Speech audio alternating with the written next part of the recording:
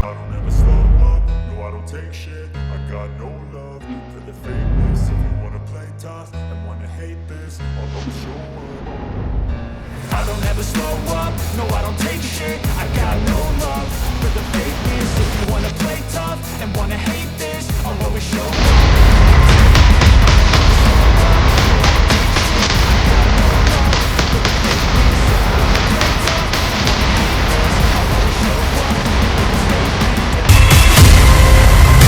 ನಮಸ್ತೆ ರೈತ ಬಾಂಧವರೇ, ಈ ಒಂದು ನಮ್ಮ ಹೆಸರು ಮನೋಹರ್ ಅಂತ.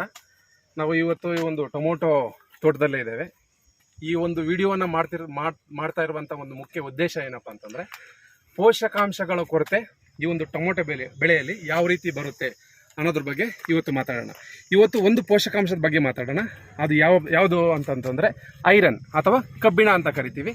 ಆ ಕಬ್ಬಿಣದ ಕೊರತೆ ಒಂದು ಗಿಡದಲ್ಲಿ ಯಾವ ಸಮಯದಲ್ಲಿ ಬರುತ್ತೆ ಅಥವಾ ಯಾವ ಜಾಗದಲ್ಲಿ ಬರುತ್ತೆ ಅನ್ನೋದ್ರ ಬಗ್ಗೆ ತಿಳ್ಕೊಳ್ಳೋಣ. ನೋಡಿ, ನೀವು ಇವತ್ತು ನೋಡ್ಬೋದು, ಕಬ್ಬಿಣ ಅಥವಾ ಐರನ್ ಅಂತ ಕರಿತೀವಿ. ಇದು ಬೆಳೆಯುವ ಜಾಗದಲ್ಲಿ ಅಂದರೆ ಸುಳಿಯ ಭಾಗದಲ್ಲಿ ಈ ಒಂದು ಕೊರತೆ ಕಾಣುತ್ತೆ. ನೀವು ನೋಡಬಹುದು ಯಾವ ರೀತಿ ಈ ಒಂದು ಸುಳಿ ಹಳದಿ ಕಲರ್ ಆಗಿದೆ. ಅಂದರೆ ಪ್ರತಿಯೊಂದು ಹಳದಿ ಕಲರ್ ಆಗಿದೆ, ಪ್ರತಿಯೊಂದು ಎಲೆ ಕೂಡ ಹಳದಿ ಕಲರ್ಗೆ ಕನ್ವರ್ಟ್ ಆಗಿದೆ. ಇದು ಏನಪ್ಪ ಅಂತಂದರೆ ಐರನ್ನಿನ ಕೊರತೆ ಅಥವಾ ಕಬ್ಬಿಣದ ಕೊರತೆ. ಇದನ್ನು ಯಾವ ರೀತಿ ಯಾವ ಸ್ಟೇಜಲ್ಲಿ ಬಳಕೆ ಮಾಡಬೇಕು ಅಂತಂತಂದರೆ, ದಯವಿಟ್ಟು ಪ್ರತಿಯೊಬ್ಬ ರೈತ ಬಾಂಧವರು ನಾಟಿ ಮಾಡಿದ ಒಂದು 20 ಅಥವಾ 25 ದಿನಗಳಲ್ಲಿ ಒಂದು ಐರನ್ನನ್ನು ಬಳಕೆ ಮಾಡಿ, ಅದೇ ರೀತಿ 40-45 ದಿನಗಳಲ್ಲಿ ಹೂ ಬರುವ ಸಮಯದಲ್ಲಿ ಒಂದು ಐರನ್ ಅಥವಾ ಕಬ್ಬಿಣವನ್ನು ಪ್ರತಿ ಲೀಟರ್ಗೆ 1 ಗ್ರಾಮ್ ರೀತಿಯಲ್ಲಿ ಸಿಂಪರಣೆನ ಮಾಡ್ಕೊಳ್ಳಿ.